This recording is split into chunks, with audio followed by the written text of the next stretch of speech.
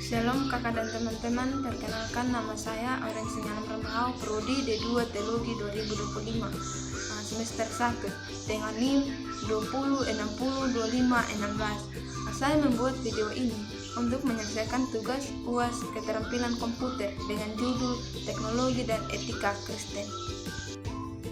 Kita akan masuk dalam latar belakang.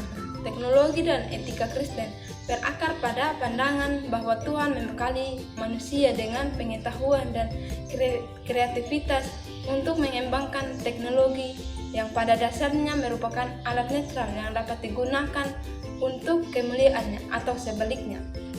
Etika Kristen kemudian berfungsi sebagai paduan moral berdasarkan prinsip-prinsip Alkitab untuk memastikan penggunaan teknologi yang baik dan bertanggung jawab.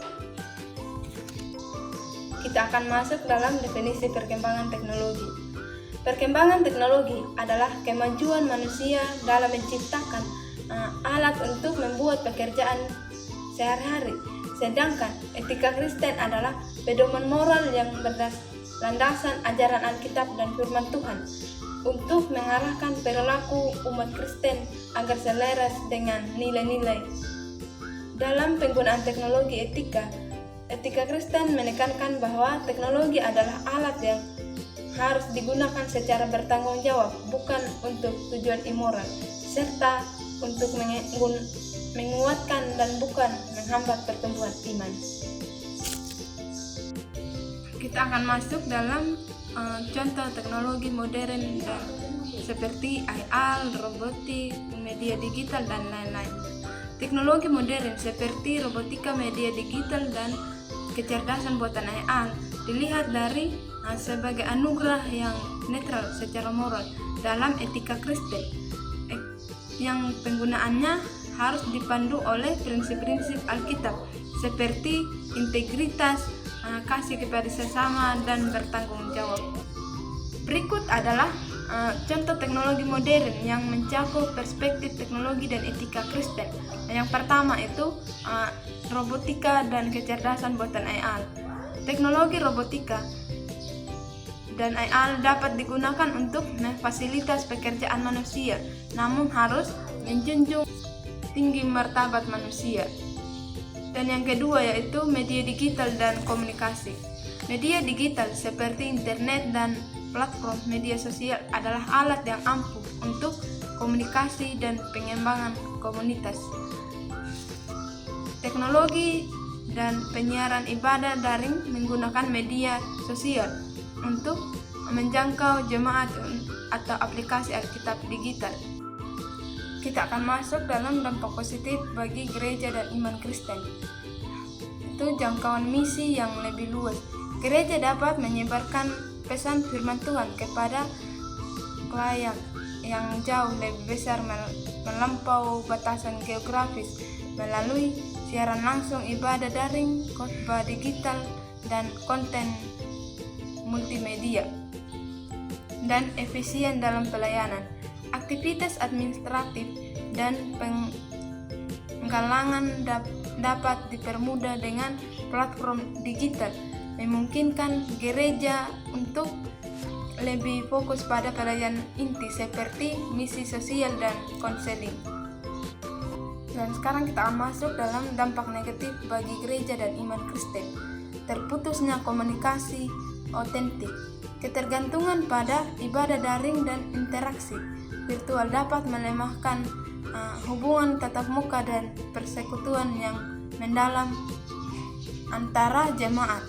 Hal ini menghambat pembangunan komunitas rohani yang masuk dalam tinjauan teologis seperti ayat Alkitab, pandangan tokoh, dan refleksi.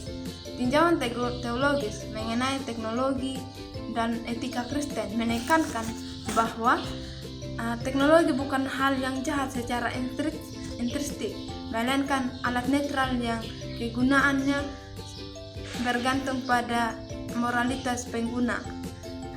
Kita akan masuk dalam ayat-ayat Alkitab, yaitu yang pertama, mandal budaya. Manusia diciptakan menurut gambar dan rupa Allah, diberkahi dengan kreativitas dan akal budi untuk mengelola dan mengusahakan bumi. itu terdapat dalam Kejadian 1 ayat 28 dan Kejadian 2 ayat 15. Dan yang kedua itu, teknologi adalah hasil dari kreativitas yang diberkati Tuhan yang memungkinkan manusia memenuhi mandat ini, seperti saat Nuh membangun perkakas besi. Itu terdapat dalam Kejadian 6 ayat 14 dan Kejadian 4 ayat 22. Kita akan masuk dalam pandangan tokoh teologis. Berbagai pemikiran Kristen modern telah merefleksikan hubungan antara iman dan teknologi. Menurut Gekause Elo, sosiolog dan teolog Prancis ini memandang teknologi dengan skeptis. Ia berpendapat bahwa teknologi cenderung menjadi kekuatan otonomi yang membentuk kembali masyarakat dan mengasingkan manusia dari nilai-nilai spiritual, menciptakan ilusi kebebasan. Dan yang kedua itu menurut Dietrich Bonhoeffer, meskipun hidup sebelum era digital, penekanannya pada hidup di dalam secara Kristen menginspirasi etika keterlibatan yang bertanggung jawab. Kita akan masuk dalam refleksi.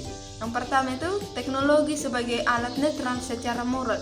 Teknologi pada dasarnya adalah alat, bukan jahat atau baik secara intrinsik. Moralitas dan ditentukan oleh niat dan cara penggunaan. Dan yang kedua itu teknologi tantangan etika. Di era digital menghadirkan tantangan etika baru seperti keamanan data, privasi, kecanduan media sosial, dan cyberbullying. Dan yang ketiga itu panggilan misi. Teknologi membuka peluang besarnya waktu pelayanan, komunikasi, pemuridan, misalnya melalui media sosial dan platform daring. Gereja didorong untuk memanfaatkannya secara strategis dan etis untuk menyebarkan Injil. Sekarang kita akan masuk dalam kesimpulan atau penutup. Etika Kristen terhadap teologis adalah bahwa teknologi tidak baik atau buruk secara intern, tetapi penggunaannya harus didasarkan pada nilai-nilai Kristen untuk memuliakan Tuhan, memajukan kesejahteraan manusia, dan memelihara ciptaan.